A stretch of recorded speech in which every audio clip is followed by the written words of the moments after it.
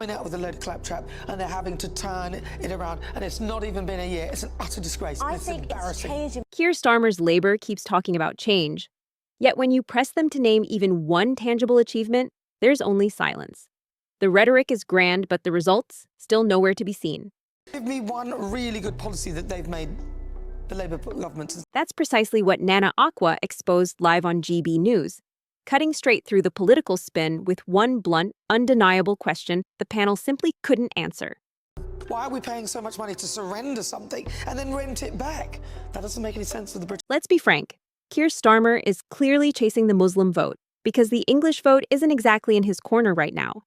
And when we look at Labour's record, what exactly have they managed to turn around? The answer is simple: nothing. Not on the economy, not on immigration, and certainly not when it comes to stopping the boats. There's been so many. The grooming gangs national inquiry, obvious to me. If you believe Britain deserves more than hollow slogans and political U-turns, stay with us. Because what's coming next exposes the real tension at the heart of Labour's leadership. Don't forget to like, share, and leave your thoughts below. Moments like this are exactly what some in power would rather you never see. But together, we'll make sure the truth stays in the public eye. He's backtracked 3. He's done a hat-trick of U-turns, and the 4th was one which wasn't a policy-related one. But now, even the speech that he made, he didn't really mean it. He didn't write it. It doesn't sound like he read it beforehand. I think everyone U-turns when it comes to politics. It's nothing that is imaginable, to be honest. Within a year, though. It doesn't matter. Look at reform. Nigel Farage himself U-turn on smoking ban, even being, standing for MP. We've got, Rishi Sunak U-turn on green policies and tax cuts. We've got Boris Johnson with lockdowns and with pressure from Marcus Rashfield as well when it comes to meals. And Liz Truss, famous U-turn on almost the entire economic policy in 2022. Now, when it comes to this particular U-turn of the island of strangers, I think it's listening to the public and actually not associating with xenophobic, narratives. And I think it's right, and it is leadership to actually correct their mistakes and continue to listen and actually, correct themselves. I don't see it being a problem. Like him or loathe him, that is what leadership does. But he hasn't got anything right, though. I mean, look, winter fuel allowance, I could have told him that don't take money from pensioners. That's quite. But like you said, it's only a year. No, yeah, exactly, which is very worrying. So literally every, like if it's only been just under a year, and he's 3 main policy areas, 2 of which he didn't mention in the manifesto. So winter fuel allowance, didn't mention it. Turns out we didn't like it, because had he mentioned it, he may not have got in with such a massive majority. What was the other one? There's been so many. The grooming gangs national inquiry, obvious to me, probably obvious to you. That is a good thing. Let me just say, but it's obvious. These are obvious things. It's obvious to me that you need a national inquiry. Why he even went forward and why they even pushed that through, it makes no sense to me. So these things, he's not even U-turning on things that, there's a real sort of, he's U-turning on things that the general public are completely against from the beginning.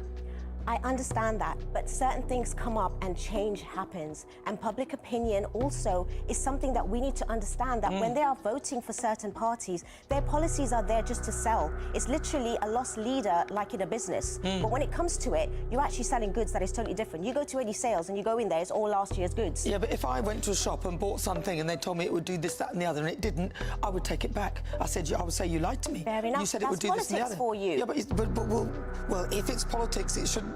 In this short period of time, and it's not just him. With these people, yeah, but look, it's not even been a year, and every single U-turn So we need to give it more time. No, we need no to more give time. it more time. No, absolutely in order no more. for it to actually take on a government that has been, really, really done damage for the last 14 years, and just to turn it around in the next, a year or so, is also not fair. Give me one really good policy that they've made, the Labour government, since they've been in.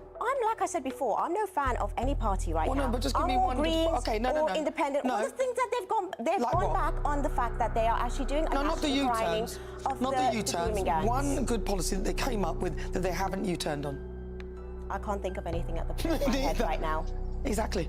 And that's not good, because literally everything they've come up with, but they've like gone I said, backwards you can say that with everyone, even with certain policies. Yes, you can. No. You can. No. Absolutely. No. Every single one has always been a negative, a right or a left for every single party. It's always been where they promote certain things at the beginning, and in the end, it does not relay in everyday lives. And most people that I see that are politicians, they do not actually speak for everyday people. No, that's true. Not even Nigel Farage, to be honest. He might be likable as a character, but at the end of the day, even his policies don't relate to the working class. And that's also another issue that we need to raise, which we're not talking about. Okay, Majority of that. so welfare reforms, taking money off people who are disabled, claiming PIP, I mean, that's, you know, I agree that there are some people, especially young people, in the mental health explosion of people all claiming sick because they've got mental health issues, which is difficult to challenge, really. I do agree that there needs to be some scrutiny with a lot of that, but people who actually need the care, this policy would have trapped people who really genuinely need the care, and it was terrible. I could have told him that. I think anyone the could have told him majority of the time when we are generalizing these policies and what it is, when you actually look at the real paperwork of it, it doesn't really mean that. It actually means that they are toughening up on the actual way in which people are going to be processed. They're going to actually open up that sort of gateway where at the end of the day, people that really deserve it are going to get it, and the ones that are taking advantage may not. So then again, we also realize that, okay, oh, they're taking it away, when actually it's not. It's actually, you know, minimizing it so people that really deserve it have it. So easy to generalize. Nobody disagrees with that. And, you know, delete information. Nobody disagrees with that. However, that's not how this would have operated. So nobody disagrees that those who are most in need should get the money. But the way this was set up was that those most in need would have missed out on it. And that's the problem with a lot of the policies that they're bringing out. Like, for example, with the winter fuel, £11,000. That's not enough to live on. You know what, in what world could you exist where you think that, say, a pensioner who cannot work, because usually they're too old or they may be ill, to say that, oh, if you earn £11,000, we're going to take away your heating allowance. Well, aren't you going to end up filling the NHS with people who are more ill because they're cold or because this country isn't actually that warm? I get that. It doesn't make any sense. It doesn't make sense, absolutely. If they came out with things that made sense, that would be fine. But they're starting off with things that don't make sense. And came in because of COVID, and now that's disappeared. That's why it's actually trying to come back on it. And now they've realised it's not just COVID that people need those kind of, you know, additional investments. They actually need it throughout. So maybe they're putting policies in and then getting the reaction of people, and that U-turn is actually there to support what people are saying. Okay, so that's how it works. They've had 14 years to prepare for government. Not really. Yes, they have. They've had. Nobody has time to prepare for what to get there. 14 years to prepare to be in government. Whilst the Conservatives made mistake after mistake, I certainly don't support their behaviour. The Labour Party have come in on a so-called change manifesto with hidden things that we were never told of, which would mean that their majority would not have been as big as it is. And now literally everything, every major policy they're announcing, they're U-turning. And we're not done, because I suspect they'll have to deal with Chagos, which, again, a surrender, which was madness. Why are we paying so much money to surrender something and then rent it back?